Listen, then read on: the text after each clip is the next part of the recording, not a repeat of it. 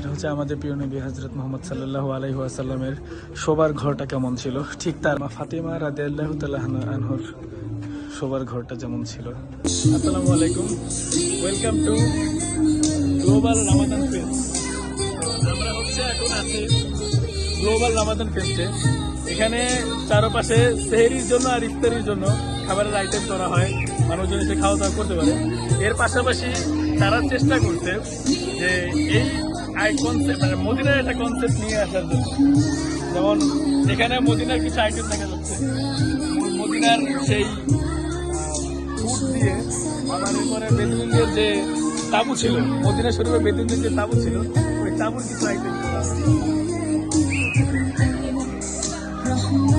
তো ঠিক ওই পাশটায় হচ্ছে সিরাজ মিউজিয়াম আছে। মদিনা শরীফের আমাদের নবীজি সাল্লাল্লাহু আলাইহি ওয়াসাল্লাম এবং মা ফাতিমা কেমন জীবনযাপন করছেন তাদের ঘরের মতো। তো আমরা ওই জায়গাটায় যাবো। এখানকার যে একটা সুগ্রাণ, যেগুলার মানে জানি না এটা কেমন একটা গ্রান, আর এখানকার বসে খাবার যে ব্যাপারটা কিছু জিনিস দেখাচ্ছে আমি।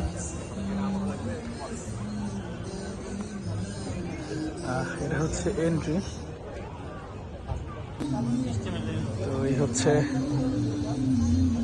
সৌদি আরবের ঐতিহ্যবাহী উট, সৌদির ঐতিহ্য। এটা সৌদি আরবের এই হচ্ছে খেজুর গাছ, খেজুর গাছের আদলে বানানো।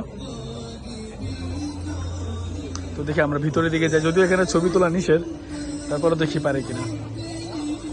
এটা হচ্ছে মদিনার কূপ। ওই সময় হুজুর পাক সাল্লাল্লাহু আলাইহি ওয়াসাল্লাম যে কূপ ব্যবহার করতেন তার পরিবেশ। আর পাশেরটায় আছে হুজুর পাক সাল্লাল্লাহু আলাইহি ওয়াসাল্লামের শোবার ঘর।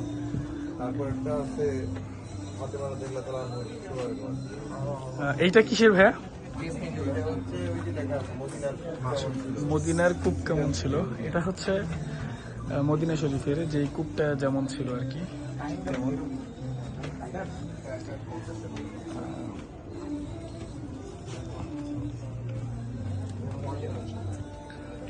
এরপর হচ্ছে এটা হচ্ছে আমাদের প্রিয় নবী হযরত মুহাম্মদ সাল্লাল্লাহু আলাইহি ওয়াসাল্লামের শোবার ঘরটা কেমন ছিল, ঠিক তার আদলে বানানো। এই হচ্ছে আমাদের প্রাণপ্রিয় নবীর শোবার ঘরটা, ঠিক এমনটা বানানো ছিল। শোবার ঘর যেমন ছিল ঠিক এমনটা,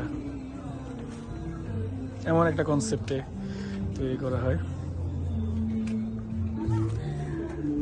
মা ফাতিমা রাদিয়াল্লাহু তাআলা আনহার শোবার ঘরটা যেমন ছিল ঠিক কিছুটা এমনই, একদম সাদাসিধা তাদের জীবন ছিল। একটা বিছানা ছিল, কিছু বাটি ছিল, পানির মশক ছিল, আর মাটির ঘর ছিল, ঠিক মাটির ঘরের মতো।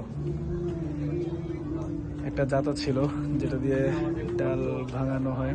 আর আমাদের কত চাহিদা, আমাদের চাহিদার মোটে শেষ নেই, আমাদের চাহিদার শেষ নেই, কত শেষ নেই। এরপর মহানবী সাল্লাল্লাহু আলাইহি ওয়াসাল্লামের মিম্বার যেমন ছিল, তো নবীজি সাল্লাল্লাহু আলাইহি ওয়াসাল্লাম ঠিক এমনই কিছু একটার উপর দাঁড়িয়ে উনি খুতবা দিতেন। মাশাআল্লাহ। যদিও মদিনা শরীফে যেহেতু আর এগুলো দেখা সম্ভব না, আর ওই টাইমে তো আমরা ছিলাম না, কিন্তু কিছুটা ধারণা করা যায় যে তাদের ঘর দুয়ার কেমন ছিল, তাদের লাইফ স্টাইল কেমন ছিল।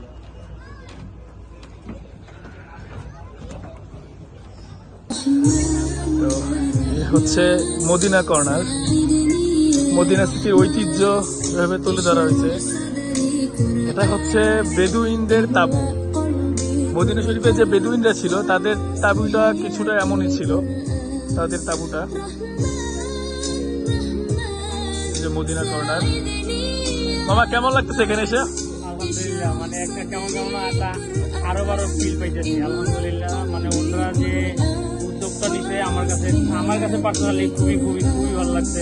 জানি না আল্লাহ কখনো মদিনায় আল্লাহর মানে রসুলের বাবাটাকে বা আল্লাহ ঘরে নিতে আমাদের কখনো কবুল করবেন কিনা সেটা জানি না, কিন্তু এখানে এসে একটা কেমন যেন একটা ওইরকম একটা ফিল পাইতেছি। আলহামদুলিল্লাহ, ইনশাল্লাহ আল্লাহ যেন সকলের মনের ইচ্ছা পূরণ করে। আমিন আমিন আমিন। একদিন যেন আমরা ইনশাল্লাহ নবীজির রওজা মুবারকে যাওয়ার তৌফিক আল্লাহ রাব্বুল আলামিন দেন। আমিন। সৌদির উটের উপরে একজন লোক আর কি সৌদির ঐতিহ্যবাহী একটা জিনিস দেখতে পাচ্ছি।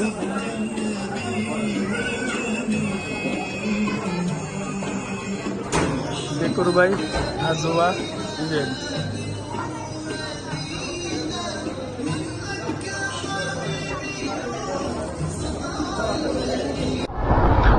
তো দেখা হইল, ঘোরা হইল, জায়গাটা খুবই সুন্দর।